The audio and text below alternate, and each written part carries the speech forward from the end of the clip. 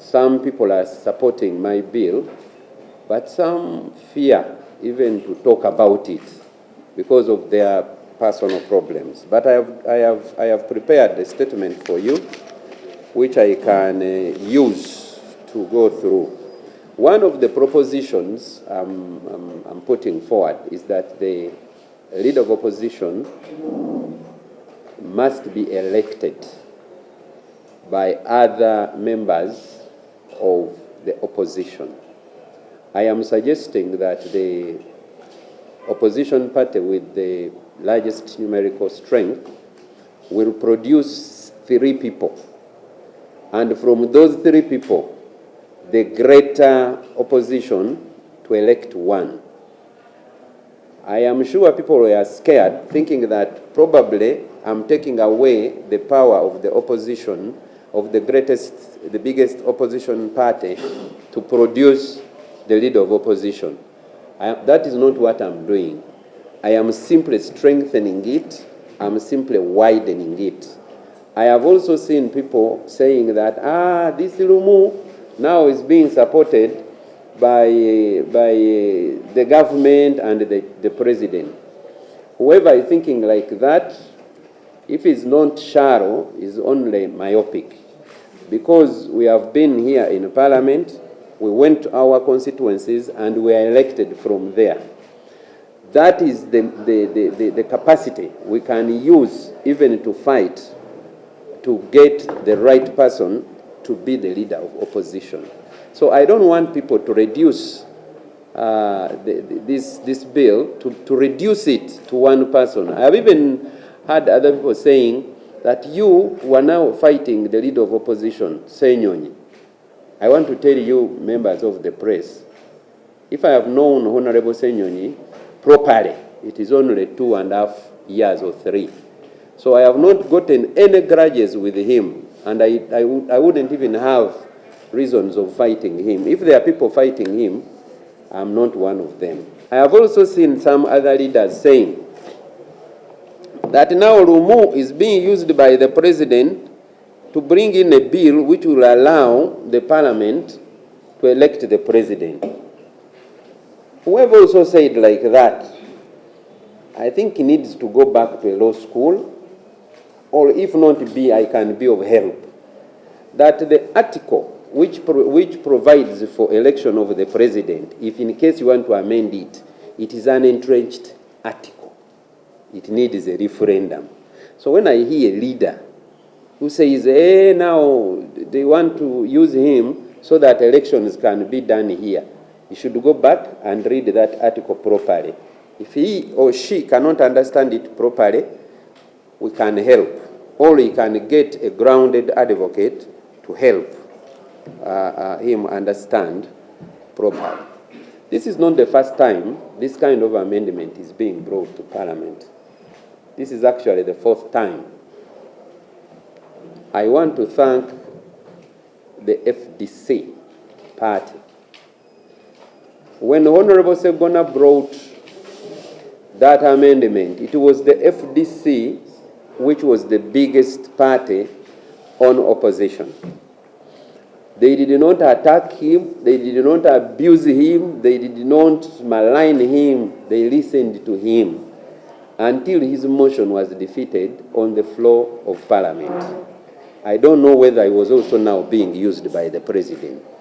I don't know also if him was used to fight Senyonyi, because by then Senyonyi was not there. This motion is a good motion, and this bill is a very good bill, because it is not only talking about the leader of opposition. It is talking about election of opposition chief whip also. Why? Because the opposition chief whip is the one who actually mobilizes other MPs. He's supposed to be very near those MPs. Those MPs must be very free with him. So with that one, I propose and I suggest that that one should be elected by all other members of the opposition. I don't know why someone would be so scared of election. I don't know. Because even in primary schools these days, they elect. Are they saying that the headmaster has no capacity to point at someone and say you are going to be the head prefect? But they want that the children in that school get attached to their leader. Even in churches, they elect. Even LC1 chairman is elected.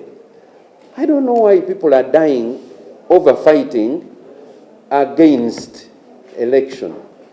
Every member of parliament who is here came here through an election. So I am actually scared that the people who want to actually promote democracy fear elections. The other one is nomination of parliamentary commissioners and election. The law as it is provides that commissioners should be elected. I am further proposing that there must be another commissioner in the commission to represent all other small political parties in parliament. Why? The other four are representing the NRM. One representing the biggest party on opposition. Then what about the others? I'm proposing let these others also elect one commissioner to represent their interests. Because I have never met a commissioner in a meeting to give him my views also.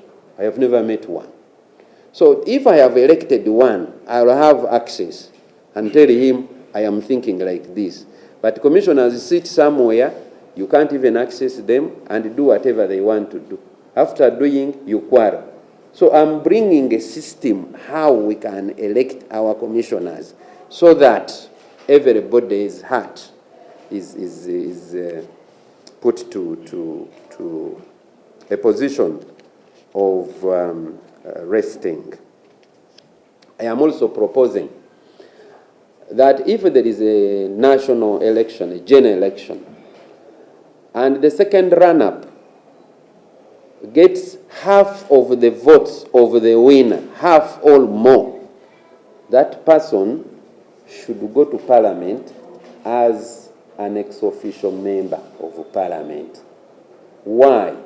Because most of the MPs here, there are even MPs here who came here with 4,000 votes, 3,000 votes.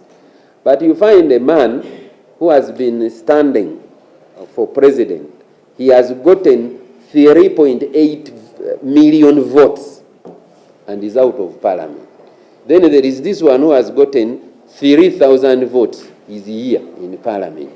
So I'm suggesting that if such a scenario happens, let that person appear here as a member of parliament, but as an ex-officio.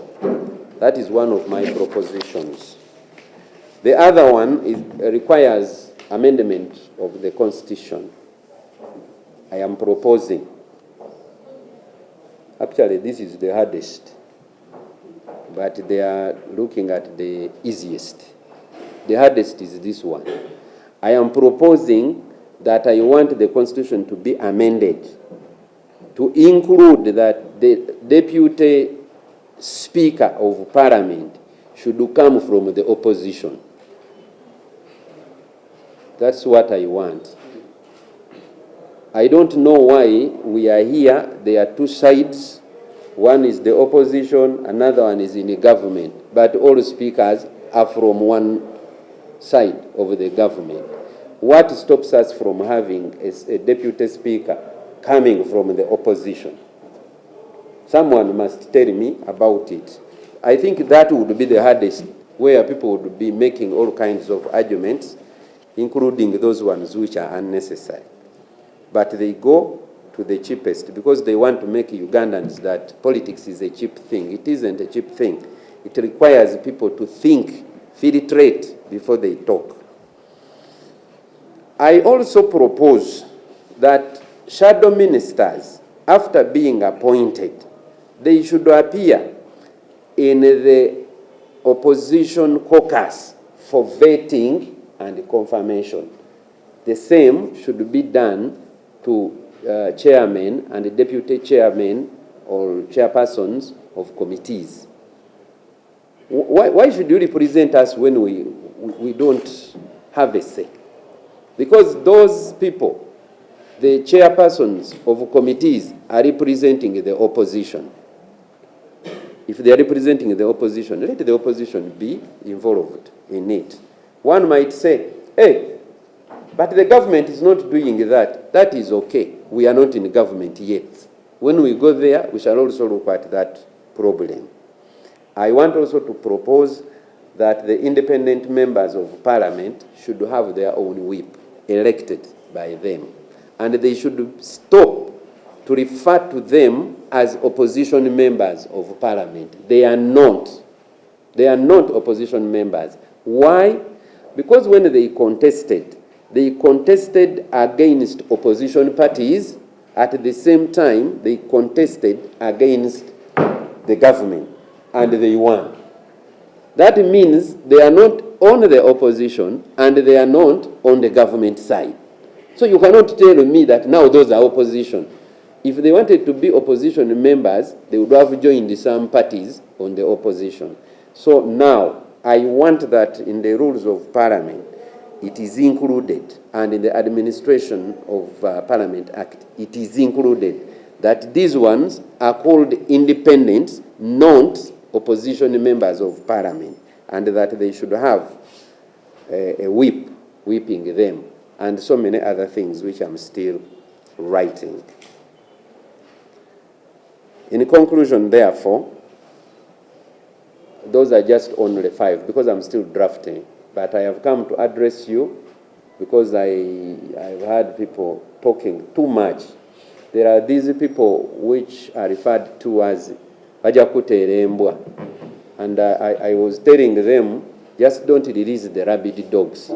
Just only release the normal dogs, because when you release the rabid dogs, the reaction on rabid dogs will be so dangerous, and you might find a rabid dog gets injured. So now you release only the normal dogs. Those ones I will handle properly. But now, so far, I have seen rabid dogs, I don't know, all kinds of dogs. Because this is the talk which I have had, that now, I didn't know what Mbwa meant. Now, I think I'm beginning to see some. So, these are my views. For people who have gone to school enough, some of you included, if you have a different idea from a colleague, first of all, you don't release the dogs. The other one, you don't quarrel. The other one, you don't become bitter. The other one, you don't become crazy. You don't make yourself mad. What you do, you also make a counter argument. I think that is how we are trained.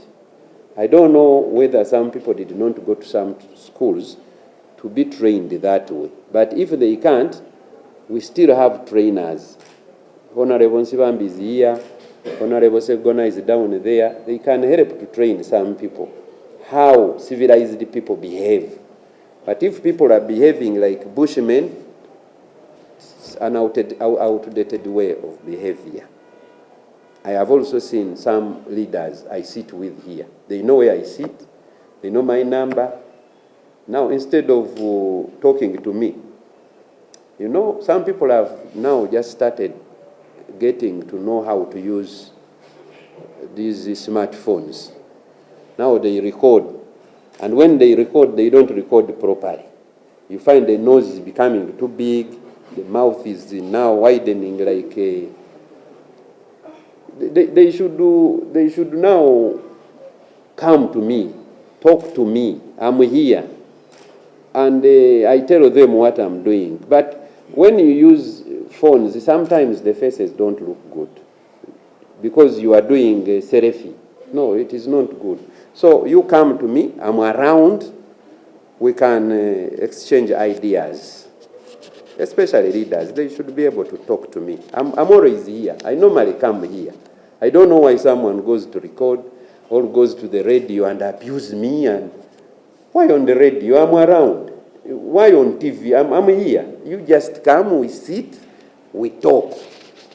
The last one is what the law provides on election of a LOP. The law in its current form. That is what I want to tell you. One time, Semuju Honorable said that some people who are leaders don't read at all. I now want to confirm his statement. They don't read. These acts are here with us. The amendment of the Administration of Parliamentary Act is with us. It says in section 6 that a party on opposition with the strongest numerical strength shall elect. That is what is in the law, shall elect.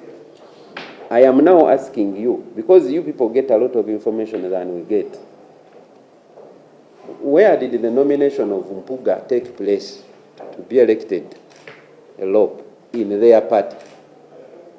Where did the nomination of Honorable Senyonyi take place? They won against who? How many votes did they get? Because the law is saying elect. Now, I don't want to be a lawyer who cannot advise people properly. If the law says shall, that is a command. You must do it. So if people are not elected, instead of making whatever sort of attacks they want, if they don't want the law, this is the opportunity to remove that law.